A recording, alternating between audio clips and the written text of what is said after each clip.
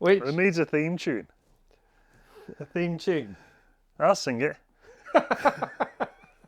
Go on. It's got to be instrumental, hasn't it? What, whistle it? We could whistle it. We could whistle a podcast theme tune. Got one coming.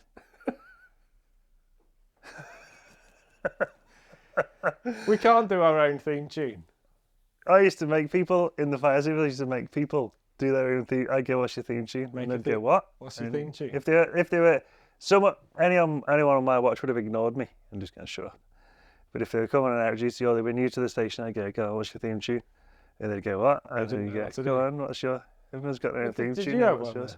Yeah, I made an instrumental one up and then sang it over the tannoy. No one asked me to do it again. I can remember what it was. It went dee dee dee dee dee dee dee dee dee dee dee dee dee dee. And they all stopped asking me ever again. It's quite epic, your theme tune. Quite good, isn't it? Yeah, it's quite Dean Lucas, isn't it? Dean Is Lucas. it Dean Lucas? Who did Star Wars? No, he's a mountain biker. Maybe. Someone Lucas. George Lucas. George Lucas. that's his Yeah, dad. him. That's It's his a bit dad. George Lucasy, isn't it? Yeah. You do kind of have theme tunes, though, don't you? Your little Yeah. DJ in your head kind of Yeah, does play exactly, yeah. stuff. Yeah. But mine isn't quite as evolved as yours. No, I took it was an 80s children's TV program was the kind of vibe I was going for. Okay, yeah, I get that.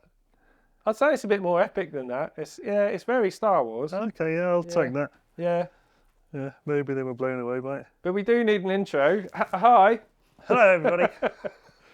welcome to the BRINK podcast. We think it's called that. I don't know. What's it called? I've no idea. I've no idea. We've thought about it, but I wanted to call it the fourth step. It's not quite on the podium. The something fourth a little step off kilter. podcast. Maybe we should get people to vote. I'd Get like people to something tell us. completely random. Like the hamster cage. Super, yeah, like you have super tenuous connection that you've got to explain. Someone they'd always ask, "Oh, why is it called that?" And then you've got a fascinating anecdote for them. Or even worse, they go, right. Yeah, exactly. And then don't yeah. ask them at all. And then you tell them anyway. Yeah. I don't know. It's an interesting story that about why it's called that. An offensive play on words would be fantastic, wouldn't it? That would be the best. Something just slightly offensive. Yeah, I'll think about like it off camera. like a pub quiz now. Like a pub quiz now, Yeah, exactly. yeah. But what we're going to do, I don't know what to do. Do you listen to podcasts? No. I listen to quite a few. And there's a few that I really love, and there's a few that aren't that good. I think ours will probably go into that category. And I have no idea. I guess we're going to talk about bikes and the shop and life and theme tunes. Yeah, and we like talking about that sort of stuff. So if someone wants to listen, then they're welcome to, aren't they? Yeah, fine. And they absolutely don't have to listen.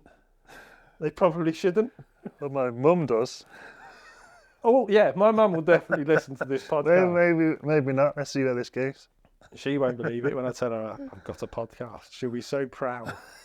She will be so proud. But then again, she'll see this and she'll be like... Tell all her friends in the coffee shop. And then if they listen to it, then she'll be the opposite of proud. I'm actually quite stoked on this. It's fantastic, Look. isn't it? We've got a lounge. We've got a lamp.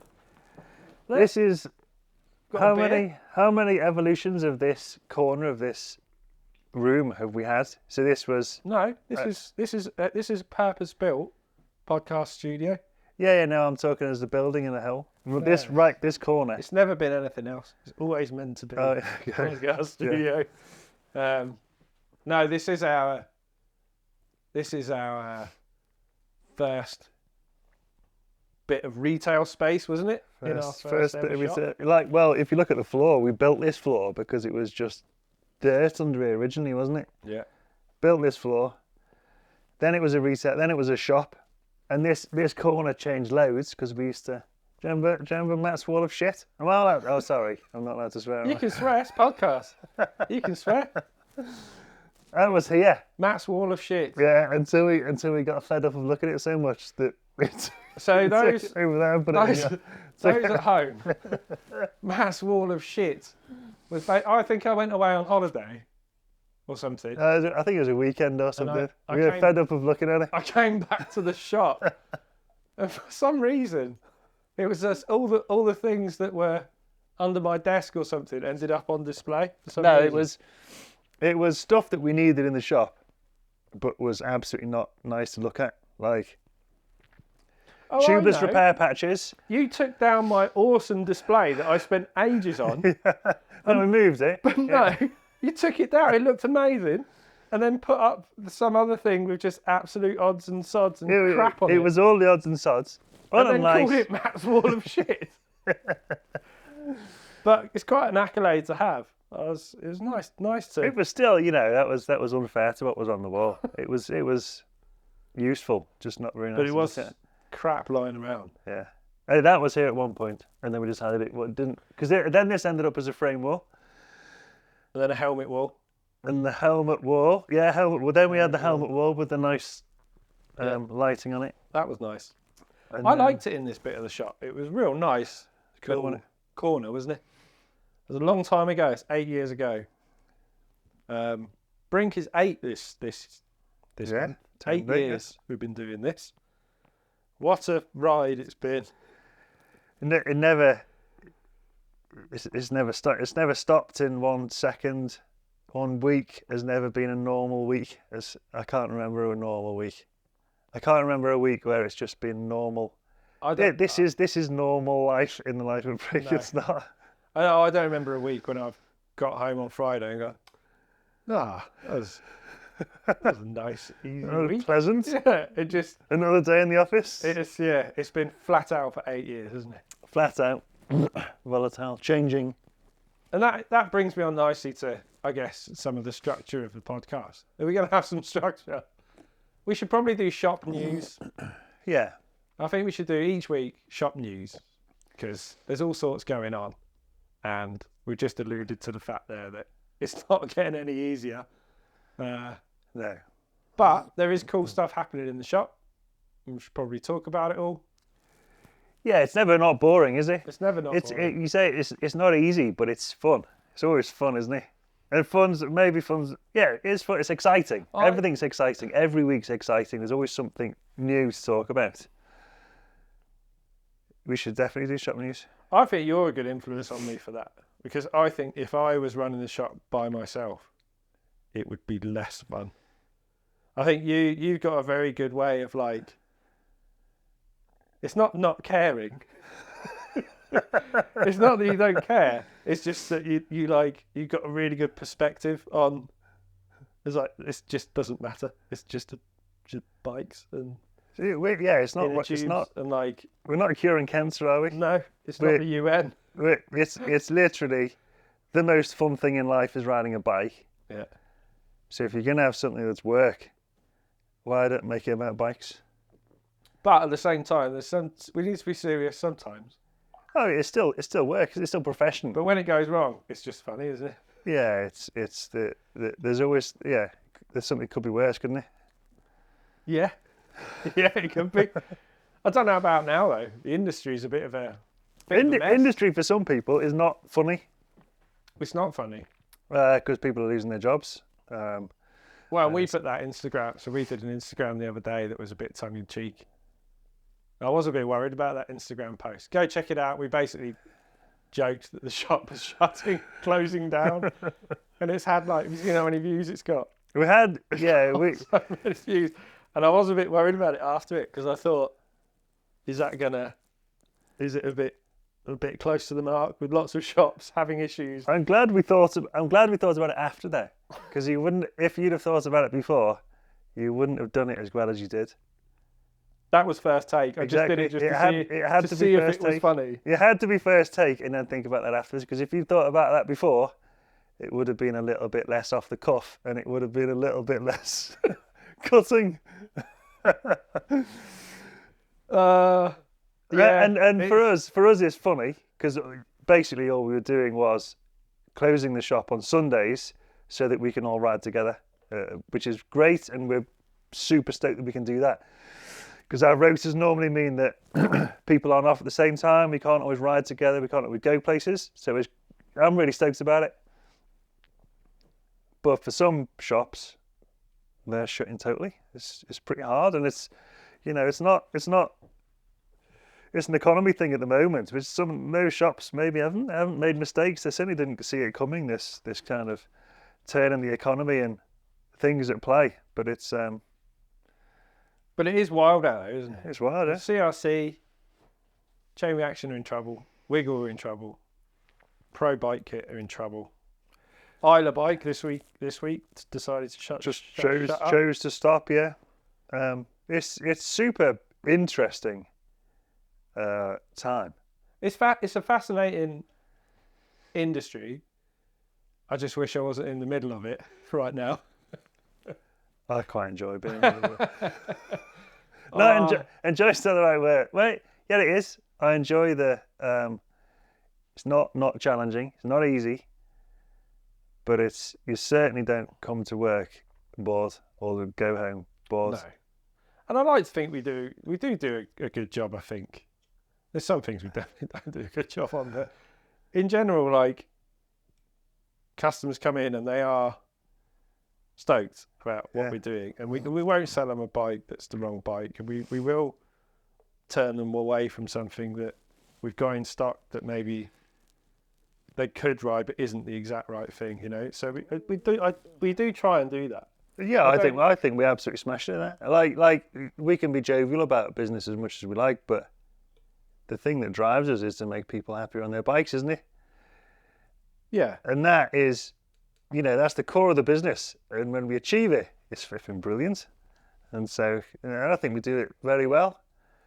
But we also want to be happy on our bikes as well. And that's where closing the shop on Sundays comes in. Yeah, 100%. It's like that segue. Yeah, great. Good. Which is shop news. That's our biggest news, really.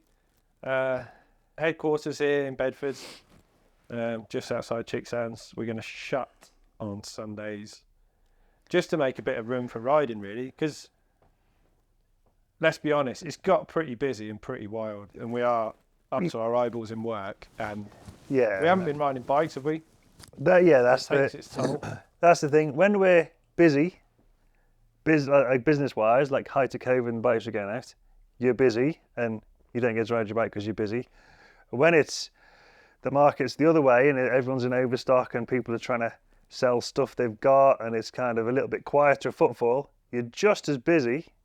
But trying to drive it, aren't you? Trying to drive things and keep things cool and do cool marketing and all that sort of stuff. It doesn't get any quieter. There's no downtime. Right. We can look forward to it as much as we want, but there'll never be any downtime. So we needed to do that to make something get right. And we're always doing, like, from the outside, people might not see, but we're always doing some continuous development of something, aren't we? Yeah. Be it our own system, the systems change, a new direction for the business, a new shop. And we're always looking at opportunity. How many things have we looked at and thought about doing that we haven't done? It would be scary to listen, wouldn't it? It would be scary to listen, and like we've as directors, I think that's important for you to direct the business and push the business forward. And that's why we're lucky there's three of us, isn't there? Really, because you can get the three of us have got the ability to generate an idea, follow it through, and also have the three different perspectives and know when to go, that's not the one. That's not going to work. Move on to something else. That's what I mean. If I was when I was running plush suspension by myself, it was good because I could make decisions and just do it. But I also didn't make decisions and didn't do things because I was like, well, is it the right thing? Had no one to ask. So I guess, yeah, it has been good. It has been good exploring stuff, and having you two to kind of bounce stuff off is super, super useful. I think that makes us a good team. Yeah, 100%. It wouldn't be.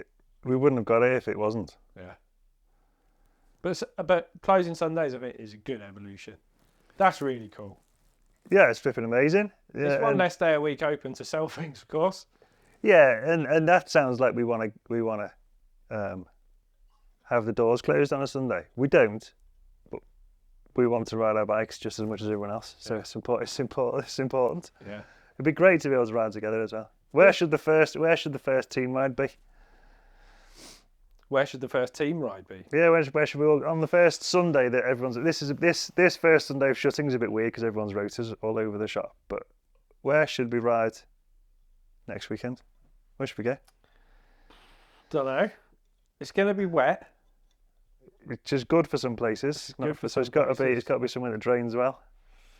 Do you know where it's really good? Is round Devil's Punch Bowl area. Do you remember when we went? That was fantastic, wasn't it? They're really good tracks in the Ridiculously good, yeah. In the wet, they're fantastic because it's like Woburn sand, but steeper and longer. And doesn't feel as has it got stones in it? It's got stones in the sand, hasn't it? Sandy sandstone. Sandy. Yeah. I was just about to say sandy stones. You mean sandstone? Yes, that's what I mean. Yeah, but like a rutted up berm there. So you got those support in it, hasn't it? Still. Yeah. There's good riders around there as well, so I think the tracks ride in really well. Yeah, must do. Maybe let's go there. Not too far for the staff. Yeah, that'd be cool. That'd be good. Yeah, we should do more riding. But yeah, Sundays. That's a good thing, I think. What else? What else has happened in the shop? Got demo fleet now. Demo fleet. That's a big one. Yeah, demo fleet, and a demo fleet at a bike park. So we've got a demo fleet here, but having the demo fleet bang on the bike park in Phoenix is great. So for those listening, we've got a demo fleet of specialised status bikes, all 160mm, in various sizes, S1 all the way up to S4. Don't think we have an S5.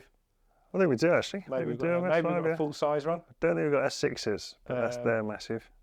But you can demo those at our Phoenix store in Newmarket. You can demo those here at Ching Sands Bike Park and take those out.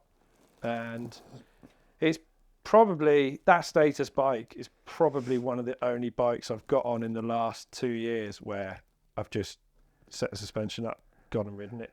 Do you remember that day when And we I took could ride photos on it and neither of us had ridden it before? And we just... And it was fantastic. It's brilliant. Yeah. Some of the best photos we've ever got. Yeah. I just felt riding so a bike for the comfortable. first time, we literally had not even 5 minutes of pumping things up, jumping on a bike, Jump going on and riding it, and it felt flipping amazing. And it's 2K. Yeah. It's £2,000 that bike. It's ridiculous. You couldn't even buy a fork and shock for that. No. Really? Well, most aluminium frames are £2,000.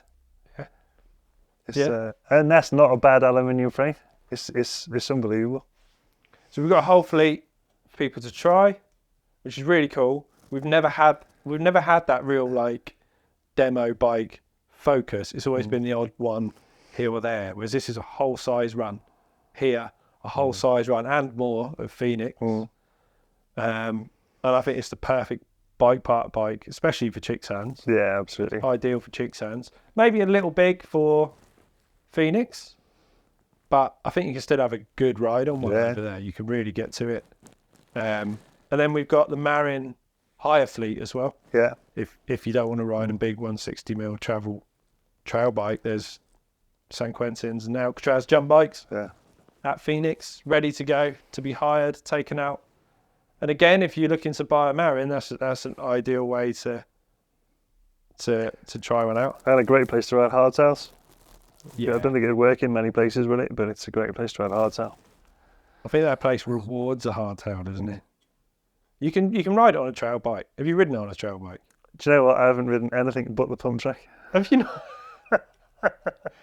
you need We've been there so many times, but the only time I've ridden there is with my girls around the pump track. It's quite hard work on a trail bike. You do have to pump up the tyres, pump up the suspension. Everything has to be quite firm, just so you can boot around and get more speed. But you've only ever ridden the pump track. Yeah. I rode that on an e-bike as well. You need to go to our shop and ride the bike park that's on the doorstep. Yeah, no, but I want to one bang the brink line, don't I? Oh yeah. I can't have any practice on wall off. I heard this rumour. You're never going to jump that line. That's a big line of jumps. When was the last time you jumped a dirt jump bike? At Goodwood. Well, it went horrendously badly. We are old, dude. Oh, no, We're old now.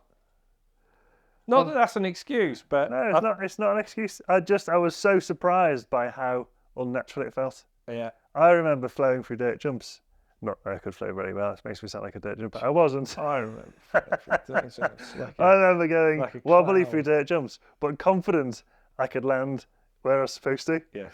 When I went through Goodwood, the setup jump, which is probably the length that'll take you up, I was taking off and I wasn't landing on the landing. No. Either casing it too far or just totally missing it. For some reason, I would steer up the takeoff. Why did that happen? I haven't done that since I was 15. Because I had the same experience as you at Goodwood. Goodwood's like local trails to us. For those that don't know, they're kind of like not really a secret spot. sort of a secret spot. I Oh guess. yeah, we should bleep out the Goodwood bit. But they're that doesn't tell you where it is. Does Oh it? yeah. They're actually like quite advanced trails, aren't they? They're pretty big. Yeah. And we had separate dirt jump bike experiences 1 week apart at lunchtimes. Going up there on our dirt jump bikes. There's 40 somethings that haven't hit jumps for 10 years, and we had the exact same experience. Yeah, when I went up there, I was thinking, first run through, I was thinking, I've got to get all the way through. Just for bragging rights, I've got to get all the way through. Yeah. And it took me 20 times at the first setup jump to feel like I was going in a straight line at the second jump. That's weird. What is going on? Why are you returning? Maybe we're so used to, because we just ride corners, right? We don't really ride. No, but I trails. would be happy riding it diffy on a trail bike, downhill bike, whatever, riding up a On big lip. jumps. Sorry, I'm going to turn this off. On big jumps. On big jumps, yeah. It's different though. They're not big jumps, are they? They're steep and short. They're dirt jumps. It is different. It's different, and it's a different bike, so it's like It is different. It's just that pulling up at the right time, being points, like chilling out. as chilling well. out. Yeah, I think that's the thing. I was tense, racering, landing in between them, and then trying to take off again. But because I was in the air again, I'd then have to race her even harder to get. Then I'd race her again, and then I'd case, and then I'd roll down the landing on my front wheel, and just I was a hot mess. and the panic of looking at a lip that's like that, and you're thinking, lips are supposed to be at this 45-degree angle at Very most, big. not Very big 90 lips. degrees. But much like yourself, I grew up. I was a dirt jumper for a long, long time, and then just didn't do it for ages, and now I'm proper rusty. Maybe we should do it. We should do it for YouTube. We should get We should dirt go and jumps. learn. Yeah, that'd be Plus, we've got funny progression. Muggins. We've got Matt, the best dirt jumper in the world. One yeah. to teach us, but I think he wouldn't teach us. He would just go, "Come on, No, jump that massive jump." no, I remember Matt telling me how to get through the Woburn dirt jumps, because there was one that was really steep. Do you remember the main line down the middle? What did they used to call it? The bus The line bus line. Yeah. had a main down the racer middle. and then a right-hand hit. Yeah, and the start of it used to always evolve, but there was one main jump in the middle, which was generally about a third. It had a on off at one point, and then it would hit this main line. It was the third. Oh, yeah. It was really short, nice jump, but it was really short. And Matt would always say, "You just need to pull back." And in my head is like, what does it mean? What is it? How do you pull back when you're literally panicking at the top of this steep lip about how far you're going to go? Going really fast. Yeah. But the more relaxed you are, you can do it. But literally, I don't think I've ever relaxed over that jump. Do you think that's like something about? I noticed this with Matt is that he can explain what he's doing in movements. I don't know if that's a pro rider thing. Because when we were learning to backflip, It was perfect then. That was the perfect advice ever. I he wouldn't have said done to it without him. me, "Yeah, go a bit faster, go like that, look backwards, and sit on the saddle. Yeah, solid body and Solid body, keep your bum down look instead. backwards, Yeah. and sit on the saddle." And I was like, "What?" But it seems like he can explain the dynamics. 360ing, he just said, "Turn around and look at your rear hub." And I turned around and looked at my rear hub, and I was doing a 360. And I was like, "Whoa!" I did wonder if that's part of being a pro rider or someone that's that good, is that you can break down, Analyze it. analyze the thing. Because when you do a 720, you've got to get your body in a certain position, right? It's not like, to me, it looks like everyone does it the same way. It's like bars are in there, super like up like this, Yeah. and they're having to like really rotate, they straighten their body out, aren't they? So to me, it looks like there is a perfect technique. So there must be like high diving, for instance, or something like that. There is a perfect technique. So I guess with slopestyle is probably the easiest one to sort of apply that technique to. Yeah, it must be. And they must see it in slowed down time. For me, it's like there's a panic, there's a process of things happening that my brain isn't capable to cope with. Like the steep lip throws everything out. Yeah. But for them, it's this process of everything happening. It must feel natural, must feel dead easy, and happening in slow time. And being comfortable, being totally disorientated. Yeah. Just trusting the rotation and going, I can't see. Yeah. Because like a double flip or something like that where you can't. I can't imagine it. You just can't see. Yeah. And that's where you have to trust that process and that technique. But anyway. How did we get into that? I've digressed. No. Is this what podcasts do? Because you go down the rabbit hole, don't you? That's what you do. Well, because we were talking about Marion jump bikes being hireable at Phoenix and the fact you haven't ridden it. So this should probably be a podcast of a YouTube video of you and me getting taught by Matty how to jump jumps. The brink line? Straight in? The big brink line. The brink line at Phoenix is a really big jump line for those listening. Massive, yeah. That the guys at Phoenix have built Phoenix Bike Park, and they've named it after us. They've named it after the business. Very, very nicely. The brink line, even though not a single member of staff has jumped the whole line. Kean's tried. Kean got the furthest, I think, and then broke his collarbone. No, he didn't break his collarbone, but he did have a big crash. Did he not break his collarbone? No. He broke his collarbone. He just... I prefer my story. He broke his collarbone. Yeah, he died, unfortunately. He got better. He got much better. Yeah. He recovered. Amazing recovery. Yeah. So, if you can jump that, and we should do something. We talked about doing something where if you get a video or photo of you on the last jump, you get a Brink t-shirt. Or a Brink voucher or something like that. Yeah, that would be good. We should know how many people do it. We should do We think like it's hard. We might go there. And there might be everyone who turns up, they go, this is really easy, this. Oh, I got a 40 quid voucher. Fantastic. I don't know. We'll talk to the Phoenix, see how many people got through. Yeah, sticker. And then it'll determine whether it's a 100 quid voucher or a signature from Steve Sims. Yeah. Oh, they're expensive. What else shop news have we got? That's about it, really. We've got a new shop, those that didn't know. Yeah, that's a fantastic bit of news, isn't it? We're sort of 4 months in to that shop at Phoenix Bike Park, going really well. We had Rampage night there. Yeah. Which was a great turnout, wasn't it, really, considering the weather? It was bad. And I think... bad, dude. The people were saying they risked their lives to get there because the rain was so bad. I appreciate everyone getting out there, but it was pretty mad, wasn't it? Aquaplaning into the car park. It was pretty bad. Imagine if the turnout was a fraction of the people that said they were going to come, which is, I understand that because it was pretty horrendous weather, pretty biblical over there. Imagine how busy it would have been if everyone had turned up. We wouldn't have got them in. We had 200 people coming. Yeah, which is a lot of people. Yeah. I reckon we probably had 60 come. In the end, which is a surprising turnout for that weather because that was unbelievable. It was bad, but 200 people would have been.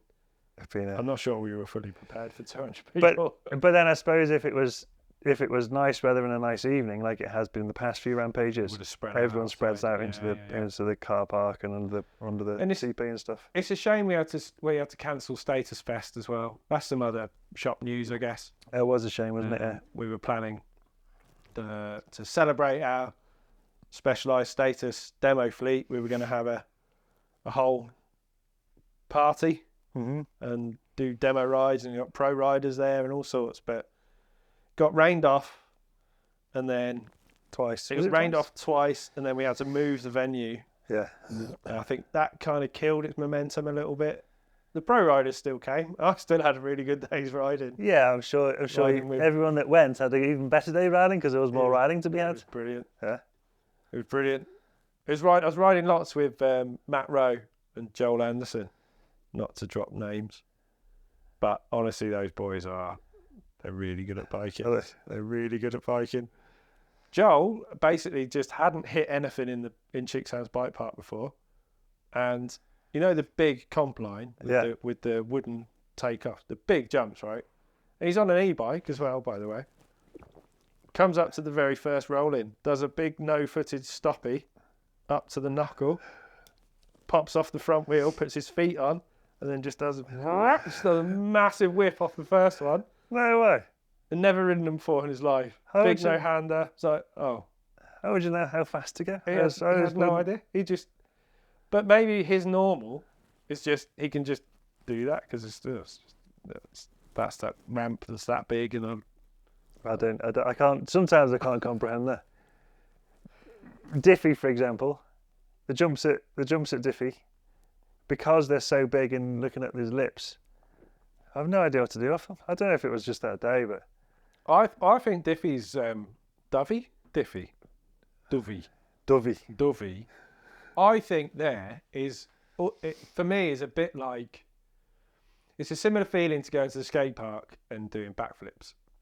It's so different to what you normally do and disorientating, but you can do it. Yeah. You've just got to get over that lip is 10 feet high, Yeah. 13 feet high, and I'm going to go 20 feet out of a 13-foot high. It's just hard to get your head around. Yeah. But I couldn't get used to it really at Dovey. I found that really hard to deal with the scale because you can't see it on camera either. No, can you can't see it on camera because it looks normal on camera. But when you're there and you're approaching those jumps, you're probably doing 30 miles an hour up towards some of those jumps, aren't you? Probably. Not by the top of the lip because it's you're going up the lip, but you're tucking and going as fast as you can towards some of those lips. I just don't want to overclear one, you know? Yeah, but then underclearing it because they're massive jumps and you case it, it's like hell. Yeah. Well, George Madley that day overcleared one, didn't he? Yeah, And hit the landed face- on the takeoff hit the of the face next of the one, next one, which yeah. is horrendous.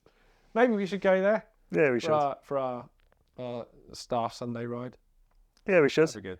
We should do a tour of riding spots. The weekend, we got to do the weekend. Do you know what I'd love to do? I'd love to, if the business, so say we had a really, really good month, 1 month, and we could shut for 4 days, hypothetical this is, because that would never happen. But say someone came in tomorrow and bought all the stock, for instance. Oh yeah, we got to shut because there's nothing there. on the Got to shelf. shut, Yeah, haven't we? Yeah. And we've sold It's all the only stock. fair. So Yeah. I'd love to get all the staff and go to Madeira Imagine that. for 4 days. Imagine that. Just Just go. go. Unbelievable. Yeah. Let's go. Free ride Madeira. Get Free Ride Madeira to do it. Yeah. Because we've ridden it. We've both raced Trans Yeah. Madeira, Yeah. which This is the best thing in the world. semi-life-changing experience almost. It's Yeah. that hard to do, I would say. I found it really hard. I mean, it's not. If you're a bit fitter than me, then I guess it's easier. But This is hard. Whatever it's hard. It's I think just an experience of I think everyone should ride those trails because they're yeah, unreal. 100%. That trail, and you'll know the one I'm talking about. That trail on Adventure Day, near the end of the day, after you've done the tunnel bit, Yeah. which is the most stressful bit. The of the thing. loamy one in the The Loamy one, gully. I've never ridden anything like it. I don't think I'll ever ride anything like it ever again. I couldn't believe it. I couldn't believe It's unreal. how good it is. It's super fast as well. Super fast. I know everyone talks about it and you think, everyone's talked about it. It's going to be underwhelming. It's going to be knackered. Someone might have ridden it in the perfect conditions in here or there, and it was the best that day. But now it's not going to be as good. That's what my thought was looking down the track. Yeah. It just looks like a normal track. It goes on and on, doesn't it, as well? It goes on and on and on. And it is honestly the best thing I've ever ridden by not just a little bit, a massive notch. Like all the corners. I'm sure everyone's seen that footage. Everyone must have seen that. Must have footage. done at some point. Yeah. And we've got some footage from you from this year, which we'll Yeah. chuck up on YouTube, right? Yeah. But that track is the Madeira track, isn't it? Yeah. And to get to it, It's a mission. it's You got to climb. Well, actually, I don't know if a free ride Madeira. I don't know if they drop you off somewhere else. They might drop you off at that. there's food probably an easier way to get to it, but certainly on Trans Madeira race, it's a mission to get to. It's a mission. If that's how you get to that track, then say we were locals in Madeira and I should go ride that track today, you'd think twice about going to ride it, wouldn't you? Well, even if let's say you can get to the top where you go into the tunnels, Yeah. which I think you can because there's a road there. Oh, okay, yeah. Oh, of course there is. But let's say you get there, I'd still double take it because of the tunnels. Because of the tunnels. That's the most stressful thing I've ever done on a so bike. Stressful. Such a stressful thing. And again, there's loads of footage. We'll put some footage up on YouTube. I wonder if I filmed that bit. I've got Because some at the footage. moment, while I was going down the tunnel, I was giving everyone a running commentary of my heart rate because it was it was higher than when I was riding down the tracks. So I was like, flipping out. That day. So that's the Wednesday, isn't it? Day 3 Day 3, yeah. on Trans Madeira is, for those that don't know, is a massive day on the bikes. Like probably the biggest day I've ever done. Tons and tons of climbing, like 1,800 meters of climbing, 2,000 meters of climbing, something like that. Big day. But it's the point to point that gets you, isn't it? In the middle, you've got this climb. It's 1,000 meter high. It's a hike, yeah. Hiker bike. So it's Snowdon. Yeah. You're climbing Snowdon. It feels from bigger. Sea level. Yeah. With your bike in the middle of an enduro race, which is nuts. And then you get to the top of it, and you've got this 6 kilometer traverse. Probably, yeah. On this tiny track next to a massive drop on your left, that cobbled track, all the way down. And then through these tunnels that one of them's about, I think, 0.5 kilometre, something like that, that are so, and for you as a big guy, what are you, 6'3", 6'4"? Yeah, because it's a tunnel, the path's on one side of the tunnel, isn't it? And then the wall of the tunnel does this. So I was like bending over, but trying to keep my feet, even just me, not just me. You have to hang your bike over My centre of gravity is already over the water because I'm like bent over it. And then there's the bike hanging off the edge. It's so stressful. Oh, it's horrendous. It's like a stress position. Yeah. Yeah, so imagine doing 2 14-minute downhill runs that you've pedalled to get to the top of, then climb Snowdon with your bike, then do a traverse next to a 2,000-foot cliff for 4 kilometres on cobbles, then go into a tunnel and do this weird stress position thing over and over again. There's 3 tunnels next to a little Levada, is that what it's called? Yeah. So basically, trials riding along a ledge. Yeah, with gaps in it. With gaps in it for another 3 kilometres. And it's not 3, because you know the boards, as you go round, it says like 2 kilometres to go, 1 kilometre. Yeah, they're all over the shop, I call aren't they? BS on that. No way. Those last 2 kilometres are horrendous. And then you get to the good track. Yeah. So you've got all that, and you've got two more stages after that. No, as well. one more stage. One more stage. Yeah. But yeah, I do agree. That stage is worth flying to Madeira for. Yeah. And just experiencing that one track. 100%. Yeah. Perfect dirt, and all the corners slightly uphill. Yeah. So you sort of raise up into them and drift into like this real nice floaty feeling up into the corners. I didn't understand the dirt. So it was like you're drifting around the corners because it's that weird floaty. I say that weird floaty dirt. I didn't stop and look at the dirt, but I've never ridden on anything like it before. Where both your tyres are sliding. I never once felt like I needed to dab or put my foot down because it was the most controlled slide I've ever done. Not because of me, just because of the dirt. And every corner it's like, Colin McRae Rally or something, and you're sliding around each one. It was unbelievable. Such a great track. It's such a great track. I was lucky enough to follow Brian from Vital the guy that does all the reviews from Vital Yeah. TV, and he goes fast, and Yeah. he's top 5 US DH guy. So he was absolutely pinning, which was great because I could just let go and properly go for it. And I was like, at the top, I almost positioned myself in the queue so that I was behind him because I knew like I didn't want to get stuck behind anyone because this is basically why I flew out here was for this track. Well, one shot. So I like positioned myself behind him, a little bit coy, as I was like, "Go, follow you down, mate. Is that all right?" He's like, "Yeah, man, follow me down, dude. Party laps and all that sort of stuff." Problem is, on that track, I could keep up with him because we're used to riding that stuff, aren't we? He's more used to riding rocky, gnarly stuff in America, so I could keep up with him quite well. But he got injured, a bit like you did, and was kind of just mucking about. And at one point, he just put his brakes on, stopped, turned around to me, goes, "Do you want to have a break?" And I was like, I was racing because I was in 4th at the time, and I was like, "No, go, get out of the way!" Basically, and he had to get started. He panicked because he realised I wasn't having a party lap, and then sprinted. But after that, I could tell he was putting effort in because he started to pull away from me, and I thought I was really good because I was like, "Oh, I'm keeping up with this. This is brilliant." And then he absolutely destroyed me on the bottom section. The bottom actually gets quite technical on that track, doesn't it? That's the bit I struggled on. It flattens out and it gets awkward. It gets awkward, and the corners don't have the same catch. So I seem to remember the corners catching me out. They're getting tight, flowing into them, and then they get tight, and you're like, whoa, got to miss that stump or whatever. Yeah. An amazing track. I flipping loved it. And an amazing race. Yeah. Unbelievable. Is it the best race in the world? Well, maybe. I haven't done one that's better. I'd like to try a few others. You want to do Stone King, don't you? I want to do Stone King, and I want to do that other one in Canada as well. What's that? BC. Trans BC. Because there's BC bike race. What's BC that? bike race is like it's point to point, but it's XC more like trail bike. XC. Down country. Down country. Yeah, that's the buzz of it, isn't it? That sounds terrible. I don't want to do that. BC bike race, I'd do. No, Trans BC. Trans BC. Yeah. I think I'll do that. There's loads of other. You see that one in Mexico recently? Loads of big names went out to it. Okana? No, was it Trans Sierra Norte or something? Maybe I'm making that up. Mexico, that'd be good. Yeah, that'd be wicked. So South America would be great, wouldn't it? That would be good. But it is a wicked. Transmadeira is an awesome. Mexico's North America. Did you know that?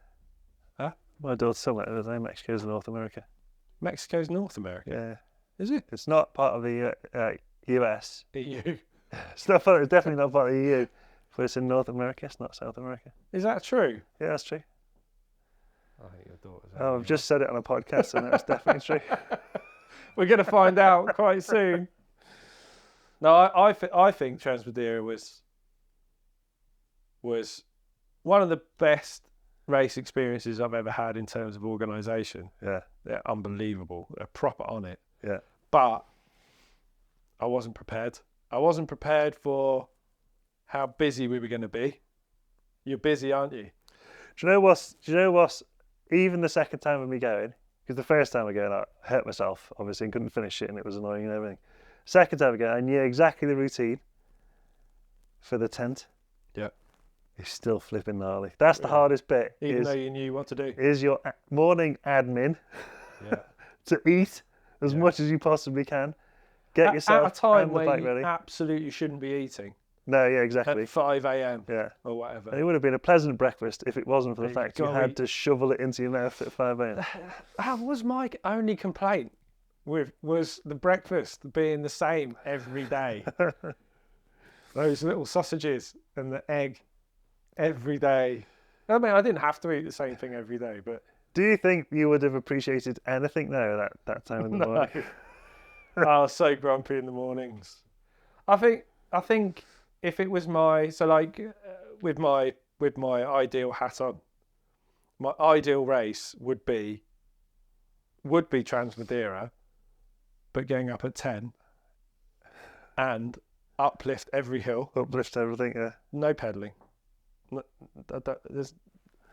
I see the point in it. I understand it. It makes it way harder, but I'd rather be fresh for every track. Do you know what I mean? Yeah, 100%. Because I felt like as someone who basically doesn't have time to be fit, I couldn't push on the downhill tracks as much as I wanted to.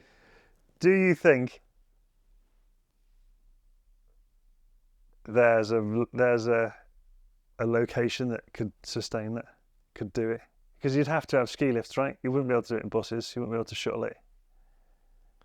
So some of the ones, some of the EWSs that look amazing, they're actually done at ski resorts, and they do lots of it on the lift, and they do less pedalling and more down. I guess. Was it Crans Montana? Jono was telling me about one. It sounds amazing that they do loads of. There's loads of places in the Alps you could probably do it, and I guess the Passports, isn't it? Passports de Sol. Yeah. The opening weekend is that. It's a race of lifts. Right. So you have to check off certain lifts. I think that's it. I don't know if you get timed. No, it's not timed, is it? But it's like a tour, isn't it? It's a tour. Yeah. Okay, yeah. A sportive. I don't know. Sportive. Enduro sportive. No. But if they did that, but it was timed, so you almost went up. If you went up Supermorzine Hill, and then you got a time down into wherever that is, Linderay, wherever it is. Yeah. And then you went up, and then you did Swiss National Track, and you got a time on that. And then went up into wherever else that is, Chamonix. Yeah. Not Chamonix. What's the other one? Chatel. Yeah. And then went up to Champéry, and you got a time on each one. That'd be flipping awesome. Because you could have a downhill bike as well. Yeah. Why don't they do that? That'd be brilliant. Dude, it seems like someone should have done it if they haven't done it already. Or do my idea of the rally car uplift. Team of two. Rally car uplift, yeah. Team of two. Downhiller and a rally driver. I guess you couldn't have that many entrants, could you? Because there were too many people on the roads and everyone crashing. You uplift in a rally car and then go downhill on a downhill bike. I still like that. I always used to think when I was racing downhill, I'd love the idea of, because I'd race downhill and I'd blow up my race run, but I'd have practiced fast on my race run. Wherever, either I'd have crashed, blown up, or I'd just generally ride tentative or something, but my practice would be faster. Yeah. So I like the idea of having a timing chip on, and every run is a race run. They do have those, don't they? They do, but it never works. So a mashup is perfect. Mashup, that's what it's called, yeah. But an uplifted mashup would be even better. Uplifted mashup, because then it's who's fastest. Yeah, it's not about fitness. Yeah, which I quite like. You need to limit the entrance so there wouldn't be lots of people on the track. Otherwise, there'd be red flags all the time. But it'd be great. It'd be great fun. That should happen. Like just a mashup with time and and especially on a hill with more tracks, because you could have a mashup of 3 tracks. Yeah, exactly. Yeah, that'd be even better. Yeah, up from the start, and you choose a track. And your 3 fastest times count. Yeah, that'd be wicked. That'd be amazing, wouldn't it? Isn't that what Llangollen is? Oh no, you have to ride up. You got to ride up. Yeah. Yeah. So the racing is brilliant, but you can't do as many runs as you'd like because I'm sure some people can, but if you up 8 times up to Llangollen. Would it work on an e-bike? Yeah, 100%. Because somewhere like Llangollen is steep enough that an e-bike doesn't matter. Yeah. It's not an advantage to have a powerful e-bike at Llangollen. No, you just got to get up the hill, haven't you? So it could work like that. You could do an e-bike mash-up enduro on 3 tracks. Yeah. Just go as many times as you want. Use as many batteries as you want. Is that the best race in the UK? That would be absolutely phenomenal. Should we do it? 100% we should. Should we organise it? Yeah, when we've got some more time. So this is what happens. We chat and then we have these ideas and then we got to do them. And then we have to do them. And then you don't sell bikes and do all the things that we should be doing. Yeah. But race format is a thing. I think it does need to evolve because downhill's in a bit of a weird spot, isn't it? Enduro's in an even weirder spot at the moment. And e-bike racing is just totally bizarre from the start. Why it should be that? It should be make the most of the e-bike motor to get you to the top of it. Yeah. I know we're massively biased there, aren't we? Because we like gravity orientated riding. But that's essentially what an e-bike's for, isn't it? Lots of people do. Yeah, we're downhillers, so that's where we come from.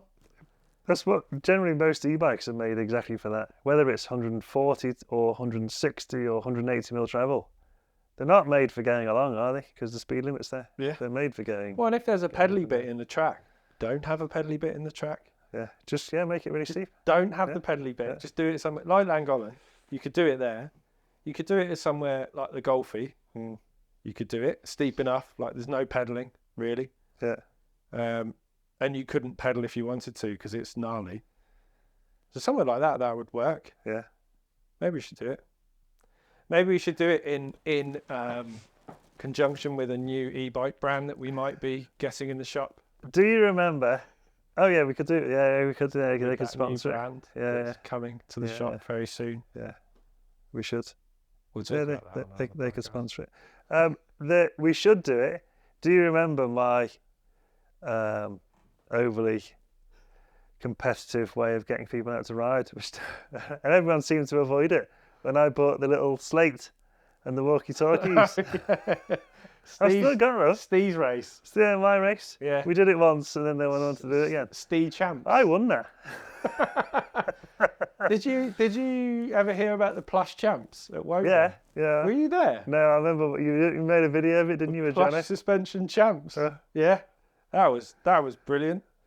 And everyone on the hill realised it was a race and went home to go get their downhill bikes and came back. Yeah, that was that. I like that format of just a stupid track, but you race on it.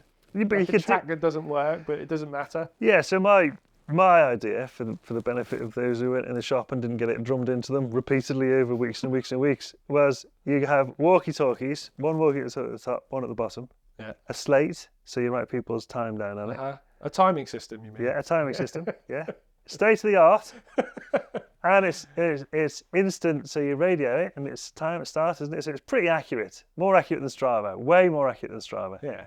Yeah, it is. And then all you do is you have enough people. E-bikes, it work even better because when we did it, e-bikes weren't really that popular. But e-bikes, so a constant loop on one track. And all you have to do is maybe have 5 or 6 riders. Best run counts. And best run counts, just keep going. I Just do keep like going that. and going and going. You could do it any track, Woburn, Chicksands, Phoenix, whatever, and just go.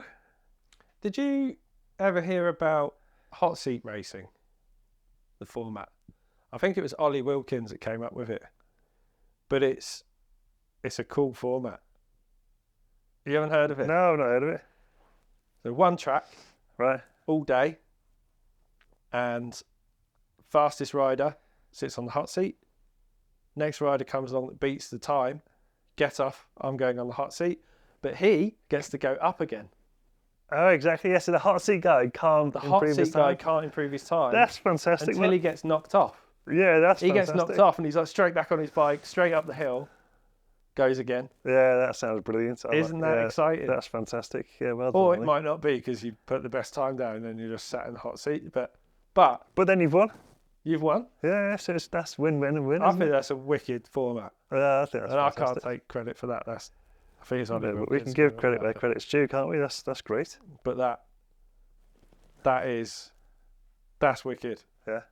I So you like could that. do that at Llangollen because it only takes one track. That's the cool thing about it. Yeah. It's one track. And then you get into, does the track evolve or devolve? Like, so you might have a situation where the track gets better and better, Yeah. in which case you want to get kicked out of the hot seat because you were fastest when the track was bad. Yeah. You're going to be fastest when the track's good. And you won't see the difference of it evolving. You know, if you do loads of practice laps, Yeah, so you'll go up. you don't and really be, and notice be the holes shocked. appearing. Yeah, Yeah. but if you've done a practice lap and then you stop for lunch and you go up again, you're like, what the hell is this? Yeah. Yeah, it's a good you wouldn't format. want to stop. Yeah, that'd be There cool. we go. This is loads of anyone watching this, any race organisers watching this. Well, how many riders do you need? Let's say Llangollen. How many riders do you need on e-bikes at Llangollen? Big hill-ish, 2.5 minute track. Is that about right? Llangollen? I can't remember the last time we rode down a track at Llangollen. Something like that, 2 minutes. It's not massive, is it? Yeah. Well, you How have many a hot seat for riders? each category as well, of course. Yeah, but how And many just let riders do we everyone go need on the hill? to not do a 300 rider race? What's the minimum number of riders? You could just go, all right, let's get 30 riders together and do exactly that. Or not even the hot seat thing, just ride down it. You could probably do it at 30, I reckon. When you might pay more because for the race entry, because you know you're going to be riding all day. No, unless we're doing the Stevie you're- Simmons timing system. What, the line of sight from the top of Llangollen? Yeah, we just need a bit Stop a walkie-talkie with a massive aerial. and a white flag. Yeah. Like that. Yeah. That's a good race format. I like our other one to solve the EWS as well. What was that? I The can't remember the that. live stream. Oh yeah, live stream every We've got an idea. live stream every We're rider. going to solve EWS. Chris Ball's watching this. Chris Ball. Of course he's watching this. Of course he is. Yeah. He's gonna Why watch would he this. not? I will listen. Yeah. He'll probably listen Yeah. in bed, I think. Yeah. Chris Ball. Chris Ball, the head of, what is he? ESO. EWR. E. 3 letters. No, it's ESO, isn't it? Is his company, isn't it? That runs Is it? with UCI, alongside UCI. Anyway, whoever he works for, he'll be listening in bed Yeah. with one of those things on, like that, with a mask on. I listened to Matt and Steve's ideas about EWS, like that. Yeah. That's what he does, with some lavender. There's Yeah. a bit of lavender on his face like that, and a mask. I listen to Matt and Steve, and when we'll say live stream Every rider. every rider's head cam Yeah. at the EWS Yeah. With a little red button thing like you can do on the Formula One, and you can swap from rider to rider to rider all day, all day. and it Non-stop. all weekend. It should be a 2-day thing anyway. 2 days Yeah. of racing. Yeah. You can tune in whenever you like. How long are they on track for? All day? 4 hours? 5 hours? Yeah. As in from start to finish. Yeah. Yeah. For 4 or 5 hours, isn't it? So you can Yeah. sit there, check in with your favourite rider, Yeah. and it would show who's worth the most as a rider. Yeah. If Because everyone tunes in and just watches Richie Rude's runs, yeah. sponsors know Richie Rude's the most valuable Just guy. have one person on the race series. Just have Richard one Rees. person. I think that's the one. Yeah. it would- Make it like a system, not a not a program, TV show. not a Yeah, TV exactly. show. That's the difficult thing about EWS, which is the same thing about rally. Is it's really difficult to show how cool the sport is on one screen. Rally and is snapshot it. It's rally is sick. But have you ever tried to watch the footage? There's a race footage like Yeah. WRC on TV. It's crap. I flipping love it, but I've never followed a season. Every now and then I've found a result and I've gone, oh, that's interesting. It's a great Instagram. Like, whoa, look how far he's Yeah. jumped. But on Well, the listen. WRC actual broadcast, it's You may as well be stood on one corner. 3 seconds of that, Yeah. and then they interview a grumpy man, Yeah. and then that's it, isn't it? Yeah. I think that would work if you tuned into a system and you could click who you wanted. Yeah. And it would be good to see in that system where other people are watching as well. Because if you see someone's on a heater, everyone's watching that run. So you go, Yeah. oh, there's a heater on. Yeah. You click there. I wonder if you could do live playback as well, because once people start talking about that, you could go, I want to watch that, rewind that to this point. Well, of course, yeah. Once you find a good section and you want to see every rider on it, and you can You click go- to a section. Go back. The technology must be there. It's not that hard, is it? It would mean Cheap. everyone has to run the same camera. So you can't have a camera sponsor Yeah. as a rider, an athlete, which might be a problem. But then again, if you don't, you would just don't race then. Yeah, just Don't race in do this. the other series sponsored Do by the the other other, series. the other camera company. Yeah, Oh, we're making a whole industry here, aren't we? yeah. There you go. Whole cottage industry, Yeah. straight from. There must be if the technology doesn't exist now, it will do in a couple of years, won't it? Yeah. Because it's not a technology; it's the software and development to be able to do it. It's there. It's there, isn't it? It's like Again, this is one of our ideas that we don't have time to develop, do we? we've just given someone somewhere Someone a multi-million pound I idea. hope so. Yeah. All I want is a hat. A free hat. And a free subscription to be able to watch it. Oh yeah, that. we don't yeah, want to be. Sorry. We don't want to I be want- paying to watch our own idea Yes, on the that's internet. true. Yeah. It would be Yeah. good though. Yeah. I think it would work. It would be fantastic. I would watch it. I would probably choose to watch that over anything else because you could either watch the same corner over and over and over again, or you could watch Well, I a watch whole area. I watch all do the I want to go onboards. riding there? I know you watch all the onboards as Yeah. well. I watch all Jesse Melamede's onboards for practice. Yeah. Your head cams. You also know from watching those on boards whether you want to ride at that venue or not.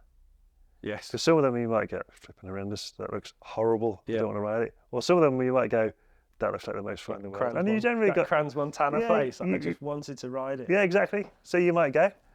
Yeah. Yeah. Good. That's racing done. Have we solved racing? Yeah, I don't know how did we get onto racing. What do we get onto racing have from? no I idea. know we got because that's where we want to take people to Trans-Madeira. Brink weekend out at Madeira, not Trans-Madeira, Madeira, Madeira. and then we got onto racing. Well, maybe one of our brands is feeling charitable.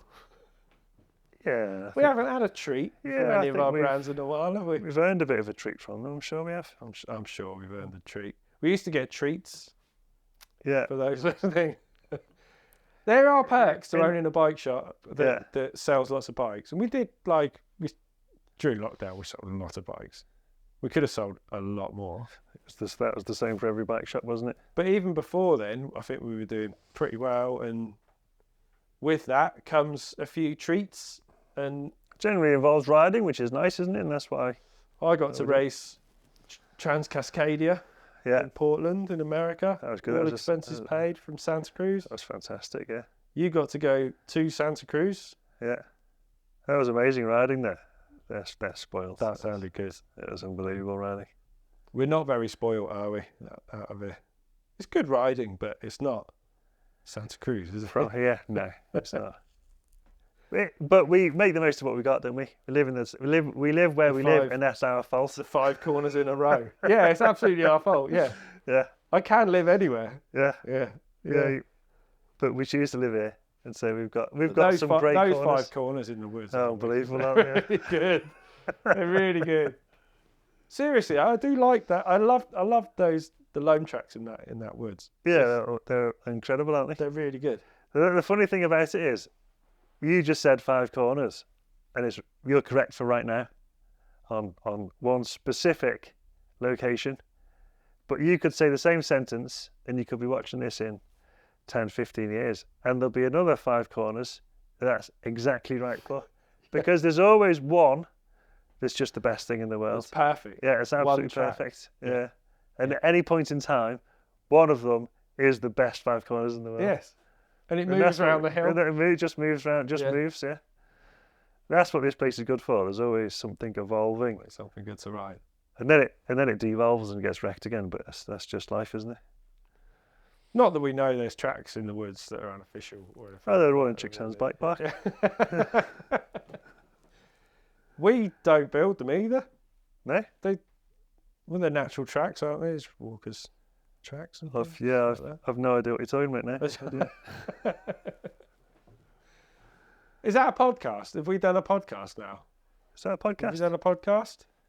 How long is that? Oh, it's an hour and 10. No way. 7. Oh, this is easy. Ta-da! Well done, everyone. Oh, it's flipping 20 past 6. Podcast done. Bye. Bye. I really need a wee. My feet were going like this because I needed a wee so much. How was that?